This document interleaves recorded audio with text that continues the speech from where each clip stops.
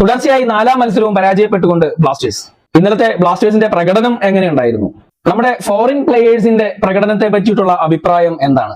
ഇന്നലെ east ഗാലറിയിലെ atmosphere അത് എങ്ങനെയുണ്ടായിരുന്നു? അങ്ങനെ പല കാര്യങ്ങളും നമുക്ക് ചർച്ച ചെയ്യാനുണ്ട്. ഡേവിഡ് കാട്ട്ലനെ പറ്റി പോലും നമുക്ക് ചർച്ച ചെയ്യാനുണ്ട്. Hi all football fans, welcome to network. ഇന്നലെ ബ്ലാസ്റ്റേഴ്സ് വീണ്ടും പരാജയപ്പെട്ടു. കാര്യമൊക്കെ ശരിയാണ്, പക്ഷെ കമ്പാരിറ്റീവ്ലി ഇതുവരെ നടന്ന മറ്റ് 3 മത്സരങ്ങളെ എടുത്തു വെച്ച് നോക്കുമ്പോൾ കമ്പാരിറ്റീവ്ലി ഇന്നലെ ബ്ലാസ്റ്റേഴ്സ് നന്നായി പെർഫോം ചെയ്തു എന്ന് തന്നെയാണ് എന്റെ അഭിപ്രായം. അപ്പോൾ ബ്ലാസ്റ്റേഴ്സിന്റെ ഇന്നലത്തെ മത്സരം ബാഡ് ലക്ക് എന്ന് തന്നെ നമുക്ക് പറയാൻ പറ്റുന്ന ഒരു സാധനമാണ്. നമ്മൾ കണ്ടതാണ്, നിർഭാഗ്യവശാൽ നമുക്ക് സ്കോർ ചെയ്യാൻ പറ്റാതെ പോയ പല നിമിഷങ്ങളും നമ്മൾ കണ്ടു. സ്റ്റാൻഡിൽ ഇരുന്നുകൊണ്ട് നമ്മളിങ്ങനെ തലയിൽ കൈവച്ച് പോയ പല നിമിഷങ്ങൾ ഇന്നലെ ഉണ്ടായിട്ടുണ്ടായിരുന്നു. സോ ഗോൾ മുഖത്തേക്ക് ബ്ലാസ്റ്റേഴ്സ് ചെല്ലുന്നു, കുറെ പാസുകളും കുറെ അറ്റാക്കും കാര്യങ്ങളും ഒക്കെ നടക്കുന്നു.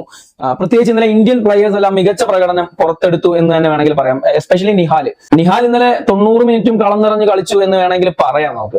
നിഹാലിന്റെ ആ ഒരു പൊസിഷൻ ആള് നല്ല വൃത്തിക്ക് കളിച്ചിട്ടുണ്ട്. ആള് മാക്സിമം എഫേർട്ട്, മാക്സിമം മരിച്ചു കളിച്ചതായിട്ട് എനിക്ക് ഫീൽ ചെയ്തു എന്നുള്ളതാണ്. അപ്പോ പിന്നെ അതേപോലെ അച്ഛൽ ഇന്നലെ കളിക്കുന്നുണ്ടായിരുന്നു. അച്ഛൽ ആദ്യമായിട്ടാണ് നമ്മുടെ ടീം 11 സ്റ്റാർട്ട് ചെയ്യുന്നത്. അപ്പോൾ അതിൻ്റെതായിട്ടുള്ള ചില പ്രശ്നങ്ങൾ ഉണ്ടായിരുന്നു. വിപിൻ ഇന്നലെ നന്നായി പെർഫോം ചെയ്തു. പിന്നെ നമ്മുടെ ഫോറിൻ പ്ലേയേഴ്സിലേക്കൊക്കെ വരികയാണെങ്കിൽ നമ്മൾ എടുത്തു പറയേണ്ട പേരാണ് കേട്ടോ ഹെർണാണ്ടസ്. ആള് അടിപൊളിയായിരുന്നു. അപ്പൊ ആള് ആദ്യം വന്ന റോളിൽ നിന്ന് പിന്നീട് ബികാഷി പോയപ്പോഴത്തേക്ക് പുറകിലേക്ക് വന്ന് കളിക്കേണ്ടി വന്നു. സോ പക്ഷേ ആളുടെ റോള് ഇന്നലെ വൃത്തിയായിട്ട് ആള് ചെയ്യുന്നതാണ് നമ്മൾ കണ്ടത്. അപ്പം നമ്മൾ കൊണ്ടുവന്ന ഫോറിൻ പ്ലേയേഴ്സിൽ മെച്ചമുള്ള ഒന്ന് അതാണ് എന്നുള്ളതാണ് എന്റെ ഇപ്പോഴത്തെ അഭിപ്രായം. അപ്പോ അത് കൊള്ളാം കേട്ടോ. ആള് ഇന്നലെ ആളുടെ ഉത്തരവാദിത്വം വൃത്തിയായിട്ട് ഗ്രൗണ്ടിൽ കാണിച്ചു എന്നുള്ളതാണ്. പിന്നെ നമ്മൾ ഇപ്പോ മാർലോണിന്റെ കേസിലേക്ക് വരികയാണെങ്കിൽ മാർലോൺ ശരിക്കും ഒരു ക്വാളിറ്റി പ്ലെയർ തന്നെയാണ്. പക്ഷെ മാർലോണ് സപ്പോർട്ട് ചെയ്ത് കളിക്കാൻ ആരെങ്കിലും ഉണ്ടോ, അല്ലെങ്കിൽ മാർലോണിന്റെ രീതിക്ക് കളിക്കാൻ ആരെങ്കിലും ഉണ്ടോ എന്ന് ആ ഒരു പ്രശ്നമാണ് മാർലോൺ ഉള്ളതെന്നാണ് എനിക്ക് തോന്നുന്നത്. പക്ഷെ മാർലോൺ നല്ല പെർഫോമൻസ് ചെയ്തു. പിന്നെ യോക്കിലേക്ക് വരികയാണെങ്കിൽ കഴിഞ്ഞ മത്സരത്തിൽ ഞാൻ പറഞ്ഞത് തന്നെയാണ് എനിക്ക് യോക്കിന്റെ കാര്യത്തിൽ പറയാനുള്ളത്. കഴിഞ്ഞ വീഡിയോയിൽ ചിലർ വന്നിട്ട് അടിയിൽ കമന്റ് ഇട്ടിരുന്നു, ബ്രോ യോക്ക് കളിക്കുന്നുണ്ട് ബ്രോ, വെറുതെ ഇങ്ങനെ പറയരുത്, യോക്ക് കളിക്കുന്നുണ്ട്. ശരിയാണ്, ടി വിയിൽ കാണുമ്പോൾ യോക്ക് മാരക പെർഫോമൻസ് ആണെന്ന് നമുക്ക് തോന്നും. പക്ഷെ നമ്മൾ ലൈവ് സ്റ്റേഡിയത്തിൽ കളി കാണുമ്പോൾ നമുക്കറിയാം, യോക്ക് നിൽക്കുമ്പോൾ നമുക്ക് ആ സ്റ്റേഡിയം മുഴുവൻ കാണാൻ പറ്റും. യോക്ക് ഡ്രിബിൾ ചെയ്തോട്ടെ, ആവശ്യമുള്ളിടത്തും ആവശ്യമില്ലാത്തടത്തും എല്ലായിടത്തും തന്നെ ഈ ഡ്രിബിൾ ചെയ്യുന്നത് എന്തിനാണ്? അപ്പോ ഈ ഡ്രിബിൾ ചെയ്യുന്ന സമയത്ത് നമുക്ക് സിമ്പിൾ ആയിട്ട് കാണാൻ പറ്റും. ആള് ഡ്രിബിൾ ചെയ്തുകൊണ്ടിരിക്കുന്ന സമയത്ത് ചുറ്റും നോക്കുന്നില്ല. ആള് ബോളിലും അല്ലെങ്കിൽ പുള്ളിയുടെ ഫ്രണ്ടിൽ നിൽക്കുന്ന ഒപ്പോണന്റിലും മാത്രമാണ് നോക്കുന്നത്. ആൾ ആ ഡ്രിബിൾ ചെയ്തുകൊണ്ടിരിക്കുന്ന സമയത്ത് പുള്ളിക്ക് ക്രോസ് ഇടാനും അല്ലെങ്കിൽ ആ പാസ് മാറ്റാനും ഒക്കെ ഒരുപാട് ഓപ്ഷൻസ് ഉണ്ട്. പുള്ളി പക്ഷെ അതൊന്നും നോക്കുന്നില്ല. പുള്ളി ഡ്രിബിളിംഗിൽ മാത്രം കോൺസെൻട്രേറ്റ് ചെയ്യുന്നു. പക്ഷെ പുള്ളിയുടെ കാലിൽ നിന്ന് ക്രോസും കാര്യങ്ങളൊക്കെ വരുന്നുണ്ട്, അത് വേറെ കാര്യം ഇല്ല എന്നല്ല. പക്ഷെ കളി സ്പീഡാക്കേണ്ട ചില സമയങ്ങളിൽ ആള് ഡ്രിബിൾ ചെയ്ത് ആ കളി അങ്ങ് സ്ലോ ആക്കുന്ന രീതിയിൽ പോകുന്ന ഒരു സംഭവമാണ്. പിന്നെ പലയിടത്തും ഡ്രിബിൾ ചെയ്തിട്ട് ആള് ഇന്റർസെപ്റ്റ് ചെയ്യപ്പെടുകയും ചെയ്യുന്നത് നമ്മൾ കണ്ടു. അപ്പൊ ആള് ഡ്രിബിളിംഗിൽ വെറുതെ കോൺസെൻട്രേറ്റ് ചെയ്യേണ്ട കാര്യമില്ല, കളിക്കേണ്ട സമയത്ത് കളിച്ച് തന്നെ വിടണം. അപ്പൊ നമുക്കറിയാം ഗ്രൗണ്ടിലൊക്കെ ഒരുപാട് പ്ലേയേഴ്സ് ഫ്രീ ആയിട്ട് നിൽപ്പുണ്ട്. ആ സമയത്ത് പുള്ളി ഡ്രിബിൾ ചെയ്തോണ്ടിരിക്കും. പിന്നെ ഏറ്റവും വലിയൊരു നെഗറ്റീവ് എന്ന് പറഞ്ഞാൽ ആ സമയം കൊണ്ട് അതായത് നമ്മളൊരു അറ്റാക്ക് ചെയ്യേണ്ട സമയമായിരിക്കും. ആ സമയത്ത് പുള്ളി ബോൾ അവിടെ വെച്ച് ഡ്രിബിൾ ചെയ്തോണ്ടിരിക്കുന്ന ടൈമിൽ നമ്മുടെ ഒപ്പോണൻസ് വന്ന് റീസെറ്റ് ആകുന്നുണ്ട്. അതായത് അവർ ബാക്ക് ബോൾ ഇടുന്നുണ്ട്, മിഡ് ബോൾ ഇടുന്നുണ്ട്. അവർ വന്ന് പക്കാ പൊസിഷൻ എടുക്കാനുള്ള ഒരു സമയം അവർക്ക് ഈ ഡ്രിബിളിംഗ് കാരണം കിട്ടുന്നുണ്ട് എന്നുള്ളതാണ്. പിന്നെ യോക്ക് നല്ലൊരു പ്ലെയർ ആണ്. ആളുടെ സ്പീഡ് റണ്ണും ഒക്കെ പേസ് ഒക്കെ അടിപൊളിയാണ്. പക്ഷെ അത് നമ്മുടെ കളിയിൽ യൂസ് ചെയ്യാൻ പറ്റണം. നമുക്ക് കളിയിൽ നമുക്ക് ആവശ്യം എന്ന് തോന്നണം. പിന്നെ നമുക്ക് പറയാനുള്ളത് നമ്മുടെ അണ്ണനെ പറ്റിയിട്ടുണ്ട്, റൊണാൾഡോ ആണ്, നമ്പർ 7. എന്റെ ഒരു അഭിപ്രായത്തിൽ, ഞാൻ ഇപ്പോഴത്തെ അഭിപ്രായം പറയാണ്, പുള്ളിക്ക് പകരം നമുക്ക് അവിടെ ഒരു തടിക്കഷ്ണം കൊണ്ട് കുത്തിച്ചാരി വെച്ച് കഴിഞ്ഞാലേ, നമ്മളൊരു ക്രോസ് ഒക്കെ ഇട്ട് കഴിഞ്ഞാൽ ചിലപ്പോൾ ആ തടിക്കഷ്ണത്തെ ഇടിച്ച് ഗോൾ കയറാൻ ചാൻസ് ഉണ്ട്. അപ്പൊ അതായിരിക്കും ബെറ്റർ എന്നാണ് എനിക്ക് തോന്നുന്നത്. പുള്ളിയുടെ അടുത്തുനിന്ന് ഒരു കോൺട്രിബ്യൂഷൻസ് ഇന്നലെ വന്നിട്ടില്ല എന്നുള്ളതാണ്. പുള്ളി സ്ട്രൈക്കറാണ്. Alvaro Vazquez, Dimitrios Diamantakos, Jesus Jimenez, ഇവരൊക്കെ കളിച്ച പൊസിഷനിൽ കളിച്ചുകൊണ്ടിരിക്കുന്ന വ്യക്തി ഇതാണോ ചെയ്യേണ്ടത്? ഇതാണോ കോൺട്രിബ്യൂട്ട് ചെയ്യേണ്ടത്? ആളെ കുറിച്ച് എനിക്ക് വേറെ വലിയ അഭിപ്രായങ്ങളൊന്നുമില്ല. റൊണാൾഡോനെ പോലെ ഇങ്ങനെ അങ്ങോട്ടും ഇങ്ങോട്ടും നടന്നിട്ട് കാര്യമില്ല, കളിച്ച് കാണിക്കണം. കഴിഞ്ഞ മാച്ചിൽ പുള്ളി എങ്ങനെയോ തൊഴിച്ചൊരു ഗോൾ ഇട്ടു. പക്ഷെ അത് പുള്ളിയുടെ ഒരു ബ്രില്യൻസ് ആയിട്ടൊന്നും നമ്മൾ കണ്ടിട്ടില്ല. അത് എങ്ങനെയോ കയറിയ ഒരു ഗോൾ എന്ന രീതിയിലാണ് നമ്മൾ കണ്ടിട്ടുള്ളത്. സോ പക്ഷെ നമുക്കറിയാം ഇതിനു മുമ്പ് ഉണ്ടായിരുന്ന നമ്മുടെ സ്ട്രൈക്കേഴ്സ് ഒക്കെ എങ്ങനെയാണ് സ്കോർ ചെയ്തിട്ടുണ്ടായിരുന്നത് എന്നുള്ളത് നമ്മൾ കണ്ടതാണ്. അടിക്ക് തിരിച്ചടി എന്ന് പറഞ്ഞ് നമ്മൾ സ്കോർ ചെയ്തിട്ടുണ്ട്. അപ്പൊ അങ്ങനെ ഒരു പെർഫോമൻസ് ആളുടെ ഭാഗത്ത് നിന്ന് ഈ സീസണിൽ തന്നെ ഉണ്ടാകുന്ന പോലും എനിക്ക് ഒരു വലിയ ഉറപ്പില്ല. പുതിയതായി വന്ന നമ്മുടെ നമ്പർ 9 ആള് ഒരു കളി വന്നിറങ്ങിയതേ ഉള്ളൂ. ആളെ പറ്റിയിട്ടൊന്നും നമുക്ക് പറയാറായിട്ടില്ല. അതുകൊണ്ട് പുള്ളിനെ വിട്ടിരിക്കുന്നു. പിന്നെ നമ്മൾ പറയാനാണെങ്കിൽ കാറ്റലാനെ ഇനി നമ്മൾ പറയണം കേട്ടോ. കാറ്റലയ്ക്ക് എപ്പോഴും നമ്മളൊരു 2 സൈഡാണ് കൊടുത്തേക്കുന്നത്. ഒന്ന്, കാറ്റല നിസ്സഹായനാണ്. ആൾക്ക് വേണ്ട ആളുടെ ടാറ്റിക്സ് ഉപയോഗിക്കാനുള്ള പ്ലെയേഴ്സോ അല്ലെങ്കിൽ ടീം സ്ട്രെങ്തോ ഒന്നും ഇല്ല എന്ന് നമ്മൾ സമ്മതിക്കുന്നു. കാറടിയൊക്കെ ശരിയാണ്. പക്ഷെ എന്നാലും ഉള്ള ടീമിനെ വെച്ച് വൃത്തിയായിട്ട് കളിപ്പിക്കാമല്ലോ. പറ്റുന്ന രീതിയിൽ ജയിക്കേണ്ട, പക്ഷെ വൃത്തിയായിട്ട് കളിക്കാം.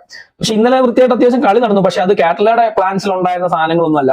ഓരോ പ്ലേയേഴ്സിന്റെയും ഇൻഡിവിജ്വൽ സ്കില്ലിൽ ഉണ്ടായ ഒരു പെർഫോമൻസ് ആണ് ഇന്നലെ നടന്നത് എന്നുള്ളതാണ് സത്യം. അല്ലാതെ കാറ്റലയുടെ പ്ലാൻസോ കാര്യങ്ങളോ ഒന്നും അവിടെ വന്നില്ല. കാറ്റലയുടെ ഒരു പ്ലാൻ അവസാനം ഒരെണ്ണം വന്നിരുന്നു. അതായത് നമ്മൾ 4-4-2 കളിച്ചുകൊണ്ടിരുന്നിടത്ത് ഒന്ന് നമ്മൾ ഇനിയിപ്പോൾ ഗോൾ അടിച്ചേ പറ്റൂ എന്ന സിറ്റുവേഷൻ ആയപ്പോഴത്തേക്ക് 3-4-3 കളിക്കുന്ന ഒരു സിറ്റുവേഷൻ കണ്ടു. നമ്മളൊരു എന്താ ഡിഫൻഡറെ പിൻവലിച്ചുകൊണ്ട് ഒരു അറ്റാക്ക് ചെയ്യാൻ ഒരാളെ കൂടി ഇറക്കുന്ന ഒരു സിറ്റുവേഷൻ കണ്ടു. അത് കൊള്ളാമായിരുന്നു. പക്ഷേ വലിച്ചുകൊണ്ട് പോയത് ഹെർണാണ്ടസിനെയാണ്. അവിടെയാണ് എനിക്കൊരു തികട്ടൽ വന്നത്. ഹെർണാണ്ടസിനെ വലിയ, കാരണം ആ ചെറുക്കനെ ഉള്ളു അവിടെ കളിക്കാൻ. അപ്പൊ അവന് വലിച്ചുകൊണ്ട് പോകണ്ടായിരുന്നു. അവൻ 90 മിനിറ്റ്സ് കളിക്കട്ടെ എന്ന് വിചാരിക്കണമായിരുന്നു. പക്ഷെ എന്തായാലും വേറെ ഗോളൊന്നും കിട്ടിയില്ല. പക്ഷെ നമ്മൾ മാക്സിമം ഗോൾ അടിക്കാൻ ട്രൈ ചെയ്തു, ഒന്നും നടന്നില്ല എന്നുള്ളതാണ്. നമ്മുടെ അസലിന് നല്ലൊരു ഹെഡർ ചാൻസ് ഉണ്ടായിരുന്നു. അസൽ എന്തോ ഭയങ്കര കൂളായിട്ട് സിമ്പിളായിട്ട് വലയ്ക്കാത്തിടാൻ നോക്കിയതാണ്, പക്ഷെ വെളിയിലേക്കാണ് പോയത്. അസൽ അത് കുറച്ചുകൂടി ഒന്ന് ശ്രദ്ധിച്ചിരുന്നെങ്കിൽ ഒരു പക്ഷേ സ്കോർ ചെയ്യാമായിരുന്നു. നിഹാൽ ഒരു ക്രോസ് ബാർ അടിക്കുന്നുണ്ടായിരുന്നു. നിഹാലിന് അത് വന്ന വരക്കത്തിന് അടിക്കണ്ട, ഒന്ന് എടുത്തിട്ട് സെക്കൻഡ് ടച്ച് അടിക്കാം എന്നുള്ള സിറ്റുവേഷൻ വരെ അവിടെ ഉണ്ടായിരുന്നു. മാർലോൺ ഒരു 6 അടിച്ചായിരുന്നു. മാർലോൺ അടിച്ച 6ഉം സെയിം നിഹാലിന്റെ പോലെ തന്നെ. അതും മാർലോണും ഫസ്റ്റ് ടച്ച് എടുത്ത് സെക്കൻഡ് ടച്ച് പോസ്റ്റിലേക്ക് അടിക്കാവുന്ന അത്രയും ഗ്യാപ്പും ടൈമും അവിടെ ഉണ്ടായിരുന്നു. പക്ഷെ എന്തുകൊണ്ട് രണ്ടുപേരും വന്ന വാക്കിനെ വെച്ച് കീറി എന്നറിയില്ല. പക്ഷെ അത് നമ്മുടെ ഭയങ്കര ഏറ്റവും വലിയ ചാൻസുകളായിരുന്നു. അത് നമ്മൾ യൂസ് ചെയ്തില്ല എന്നുള്ളതാണ് സത്യം. പിന്നെ നമുക്ക് എടുത്തു പറയേണ്ട ഒന്ന് ചാൻഡിങ്ങിനെ പറ്റിയിട്ടാണ്, നമ്മുടെ ഈസ്റ്റ് ഗാലറിയെ പറ്റിയിട്ടാണ്. നമ്മൾ കഴിഞ്ഞ 2 വീഡിയോസ് ചെയ്തിരുന്നു, ചാൻഡിങ് അല്ലെങ്കിൽ ഈസ്റ്റ് ഗാലറി എന്ന് പറഞ്ഞിട്ട് നമ്മൾ ചെയ്തിരുന്നു. പക്ഷെ കഴിഞ്ഞ ഈസ്റ്റ് ഗാലറി പോലെ ആയിരുന്നില്ല ഇന്നലത്തെ ഈസ്റ്റ് ഗാലറി. ഇന്നലെ അടിപൊളിയായിരുന്നു. ഇന്നലെ ശരിക്കും ഭയങ്കര രസമായിരുന്നു. ആദ്യത്തെ കുറെ സമയമൊക്കെ എടുത്തപ്പോഴത്തേക്ക് ചാൻഡിങ് അങ്ങോട്ട് റെഡി ആകുന്നു. പക്ഷെ ചാനൽ ലീഡേഴ്സ് മാക്സിമം ഇന്നലെ എഫേർട്ട് എടുത്തിട്ടുണ്ട്. അവരുടെ കഴിവിന്റെ പരമാവധി, അവർ ഒരു സമയം പോലും, ഒരു സെക്കൻഡ് പോലും അവർ അടങ്ങിയിരുന്നിട്ടില്ല. അവരെല്ലാരെയും എണ്ണീപ്പിക്കുന്നതിലും എല്ലാരെ കൊണ്ട് ചാൻഡ് ചെയ്യിക്കുന്നതിലും ഒക്കെ ഭയങ്കരമായിട്ട് ഇന്നലെ എഫേർട്ട് എടുത്തിട്ടുണ്ടായിരുന്നു. അവര് ഏകദേശം ഒരു പഴയ നേരത്തെ നമ്മൾ ചാൻഡ് ചെയ്യുമ്പോൾ ഉള്ള ചാനൽ ലീഡേഴ്സിന്റെ ആ ഒരു എനർജി ഇന്നലെ ചാനൽ ലീഡേഴ്സിന്റെ ഭാഗത്ത് നിന്ന് നമുക്ക് ഫീൽ ചെയ്യുന്നുണ്ടായിരുന്നു. പിന്നെ നമ്മളിപ്പോഴും ഈ ഈസ്റ്റ് ഗാലറിയിൽ ടിക്കറ്റ് എടുത്ത് കയറുന്ന ആളുകൾ കൂടി ഒന്ന് ശ്രദ്ധിക്കുക. അവര് നമ്മുടെ കപ്പിത്താന്മാരാണ്. അവര് നമ്മളെ ലീഡ് ചെയ്യുമ്പോൾ അവരെ ശ്രദ്ധിച്ച് അവർ പറയുന്നത് ഏറ്റു പറയുക എന്നുള്ളത് നമ്മുടെ ഉത്തരവാദിത്വമാണ്. നമ്മൾ ഈസ്റ്റ് ഗാലറിയിൽ വൈബ് ഉണ്ട്, അപ്പൊ അതുകൊണ്ട് അവിടെ ടിക്കറ്റ് എടുത്ത് പോയി ഇരിക്കാം എന്ന് വിചാരിക്കരുത്. സോ ആ വൈബ് ക്രിയേറ്റ് ചെയ്യേണ്ടത് നമ്മളാണ്. അപ്പോൾ ആ ചാനൽ ലീഡേഴ്സിന്റെ ഒപ്പം നിന്ന് കൊടുക്കേണ്ടത് നമ്മളാണ്. സോ അവിടെ നമുക്കാർക്കും പറയാൻ പറ്റാത്തതായിട്ടുള്ള ടഫസ്റ്റ് ആയിട്ടുള്ള ഒരു ചാൻഡിങ്ങും അവിടെ ഇല്ല. ഫസ്റ്റ് ടൈം വരുന്ന ഒരാൾക്ക് പോലും പാടാൻ പറ്റുന്ന സാധനങ്ങളാണ് അവിടെ ഉള്ളത്. സിമ്പിൾ അല്ലേ കാര്യങ്ങൾ?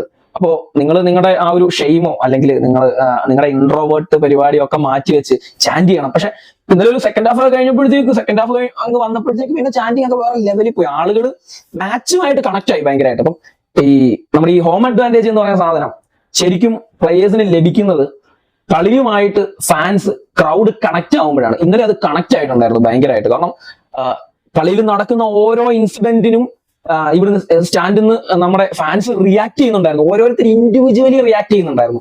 സോ അത് ശരിക്കും ഇന്നലെ ചെന്നൈ FC-നെ ശരിക്കും ഭയങ്കര സമ്മർദ്ദത്തിലൊക്കെ കൊണ്ടുപോകുക ഒക്കെ ചെയ്തിരുന്നു. പക്ഷെ നമുക്ക് ആ അഡ്വാൻറ്റേജ് ബാഡ് ലക്ക് കൊണ്ട് യൂസ് ചെയ്യാൻ പറ്റാഞ്ഞതാണെന്ന് എനിക്ക് പറയാൻ പറ്റൂ. ഭയങ്കരമായിട്ട് ഇന്നലെ ഭയങ്കര ഹോം അഡ്വാൻറ്റേജ് ഇന്നലെ ഫാൻസിന്റെ ഭാഗത്ത് നിന്ന്, അതായത് ഈസ്റ്റ് ഗാലറിയിൽ നിന്ന് ടീമിന് ചെല്ലുന്നുണ്ടായിരുന്നു. അപ്പം ഞാൻ കുറച്ച് ദിവസമായിട്ട് സ്റ്റാൻഡിൽ കാണുന്ന ഒരു കുഞ്ഞു പയ്യനെ കാണുന്നുണ്ട്. സോ അവന്റെ അച്ഛനാണ് അവനെ കൊണ്ടുവരുന്നത്. നമ്മൾ കണ്ടിട്ടുണ്ട് പ്രീമിയർ ലീഗില് അല്ലെങ്കിൽ ബുണ്ടസ് ലീഗിലൊക്കെ ചെറിയ കുഞ്ഞുങ്ങളൊക്കെ വന്നിരുന്ന് ചാൻഡ് ചെയ്യുന്നതും അവന്മാർ പലതും കാണിക്കുന്നതൊക്കെ നമ്മൾ ടിവിയിൽ കണ്ടിട്ടുണ്ട്. സോ എനിക്ക് ഇന്നലെ അതേപോലെയാണ് ഫീൽ ചെയ്തത്. എന്റെ തൊട്ട് ഫ്രണ്ടിൽ അവന്റെ അച്ഛൻ അവനെ തോളിലൊക്കെ വെച്ച് കളി കാണിക്കുന്നു. അപ്പൊ ഇവൻ ഭയങ്കര അഗ്രസീവ്. ഇവൻ പ്ലേയേഴ്സ്, അവരുടെ ചെന്നൈയുടെ നമ്പർ 10 പ്ലെയർ തൊട്ടാ വീഴുന്ന ഒരു പരിപാടിയായിരുന്നു. അപ്പൊ ഉള്ളിലേക്ക് ഇവൻ എണ്ണിച്ച് പോടാ, നീ ആക്ട് ചെയ്യുക, ഇങ്ങനെ ഇൻഡിവിജ്വലി അവൻ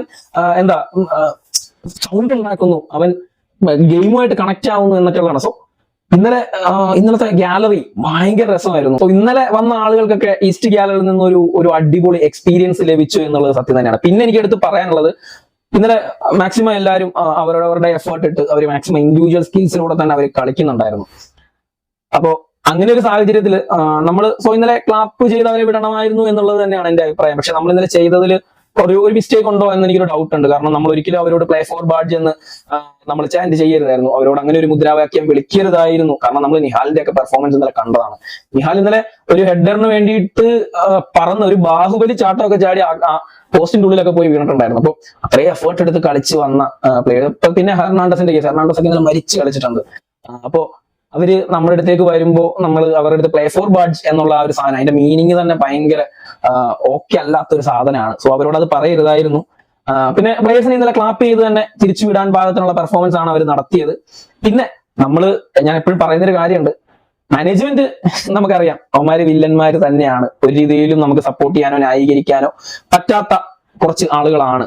സോ അവരെ ഞാനൊന്നും പറയുന്നില്ല. പക്ഷെ എനിക്ക് എപ്പോഴും ടീം വലുതാണ്, ടീമിനൊപ്പം നിൽക്കണം എന്നാണ്. സോ അതുകൊണ്ട് ചെറിയൊരു ടീമാണ് നമ്മുടേത്, ഭയങ്കര ചെറിയ ടീമാണ്. സോ നമ്മൾ നമ്മുടെ ടീമിനെ മാക്സിമം സപ്പോർട്ട് ചെയ്യുക, അവരെ കൈവിടാതിരിക്കുക. സോ അവർക്ക് കിട്ടേണ്ടതൊന്നും മാനേജ്മെന്റ് നിന്ന് കിട്ടുന്നില്ല. നമ്മുടെ ഡേവിഡ് കാത്തലിക്ക് പോലും കിട്ടേണ്ട ഒരു കാര്യങ്ങൾ മാനേജ്മെന്റ് നിന്ന് കിട്ടുന്നില്ല. സോ അവരെ കൊണ്ട് പറ്റുന്നത് അവർ ചെയ്യട്ടെ, നമ്മളെ കൊണ്ട് പറ്റുന്നത് അവരെ സപ്പോർട്ട് ചെയ്യുക എന്നുള്ളതാണ്. സോ അവരെ ഡീമോട്ടിവേറ്റ് ചെയ്യുന്ന ഒരു കാര്യങ്ങളും ഫാൻസിന്റെ ഭാഗത്തുനിന്ന് ചെല്ലാതിരിക്കാൻ ശ്രമിക്കുക. പ്രൊട്ടസ്റ്റ് ചെയ്യുക, മാനേജ്മെന്റിനെതിരെ പ്രൊട്ടസ്റ്റ് ചെയ്യുക, അതിന് എല്ലാവരും കൂടെ ഉണ്ടാവും. സോ നെക്സ്റ്റ് മാച്ചിന് വേണ്ടിയിട്ട് വെയിറ്റ് ചെയ്യാം. Thank you.